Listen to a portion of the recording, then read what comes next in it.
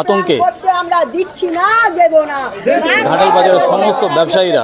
আপনারা দেখছেন বাংলার আওয়াজ।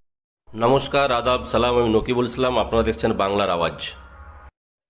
প্রতিটি মানুষেরই প্রতিবাদ জানাতে, আন্দোলন করার গণতান্ত্রিক অধিকার আছে, কিন্তু তার যে সমস্যা, সেই সমস্যা নিয়েই সে আন্দোলন করতে পারে। কয়েক লক্ষ মানুষের স্বপ্ন ঘাটাল মাস্টার প্ল্যান, মাত্র কয়েক শত মানুষ রাস্তায় নেমে মাস্টার প্ল্যান করতে দিচ্ছি না, দেব না, এই স্লোগানটা কতটা সঠিক? এই স্লোগানটা ঘাটালের মানুষ ভালো চোখে দেখছে না। আতঙ্কে আমরা দিচ্ছি না, দেব না। ঘাটাল বাজারের সমস্ত ব্যবসায়ীরা আতঙ্কে আমরা দিচ্ছি না, দেব না। ঘাটাল বাজারের সমস্ত ব্যবসায়ী। এরা কারা, কেন এই স্লোগান দিচ্ছে, এই বিষয়ে যখন প্রশ্ন করি প্রশাসনিক আধিকারিক এবং শাসক দলের নেতাদের, তারা কিন্তু এড়িয়ে যাচ্ছে।